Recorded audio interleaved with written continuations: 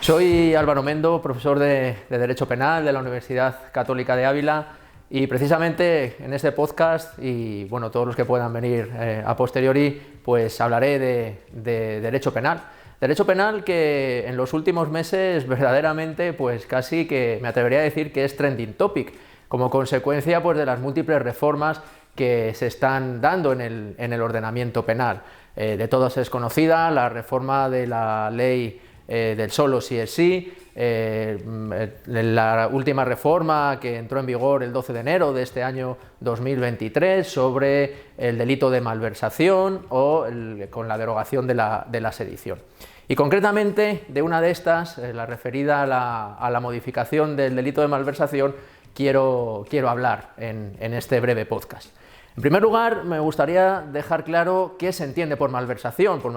de caudales públicos, ¿no? Bueno, pues es un comportamiento que llevan a cabo, solo puede llevar a cabo la autoridad o funcionario público que se apropia de bienes públicos incorporándolos a su patrimonio sin intención de restituirlo, o bien se desvían esos bienes públicos a un destino al que inicialmente no estaban, para el que inicialmente no estaba previsto. Eso es a grandes rasgos lo que siempre se ha entendido por malversación de caudales públicos. ¿Cuál era la regulación anterior a la introducida por la Ley Orgánica 14/2022 del 22 de diciembre, que se publicó en el BOE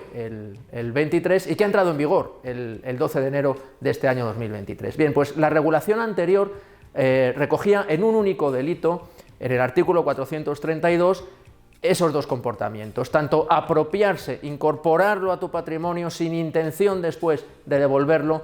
y también el comportamiento que antes mencionaba de desviar esos bienes públicos para un fin distinto para el que estaban inicialmente destinados. Bien, como digo, se sancionaban en un único artículo, en el artículo 432, con una pena de prisión de 2 a 6 años, con las correspondientes además de inhabilitación y de privación del derecho de sufragio pasivo, y podía llegar hasta los 4 a 8 años, pues en caso de que pues hubiera habido un entorpecimiento grave del funcionamiento público, o hubiera habido la defraudación fuera importante, superior a 50.000 euros, como digo, podía llegar a una pena de 4 a 8 años. ¿Qué ha ocurrido con la reforma que comentaba antes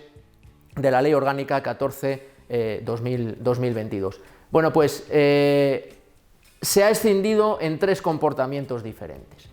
Tenemos ahora un primer artículo, el artículo 432, sigue siendo artículo 432, donde se sigue sancionando con 2 a 6 años el comportamiento de la autoridad o funcionario que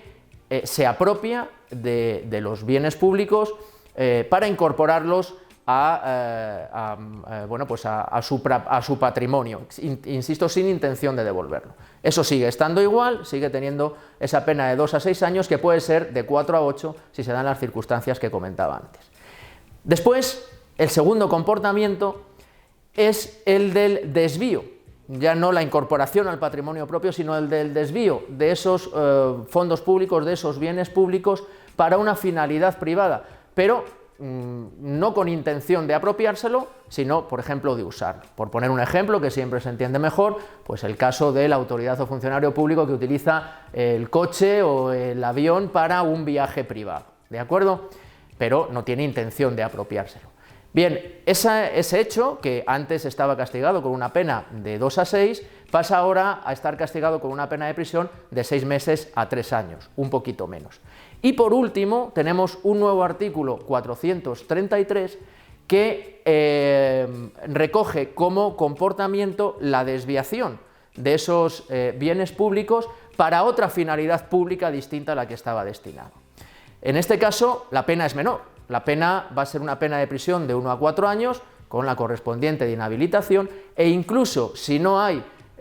un perjuicio grave para el patrimonio público, pues se puede quedar en una simple pena de inhabilitación.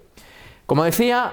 todo esto pues tiene una trascendencia práctica importante y también pues, desde un punto de vista político. Muy recientemente, hace 2 o 3 días, pues el Tribunal Supremo ha resuelto los recursos que plantearon los condenados del Procés por el delito, bueno, tanto por el tema de la sedición, efectivamente, también por desórdenes públicos y en lo que nos ocupa, la malversación.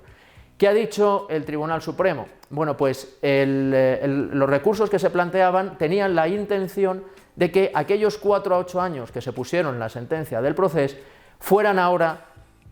por el último artículo nuevo que he dicho, por el 433, con una pena de 1 a 4 años de prisión o incluso una mera inhabilitación. El Tribunal Supremo no ha aceptado estos recursos, ha considerado que aquella malversación sigue estando dentro del delito más grave, del 432, entendiendo que, a pesar de que no se destinaban los bienes públicos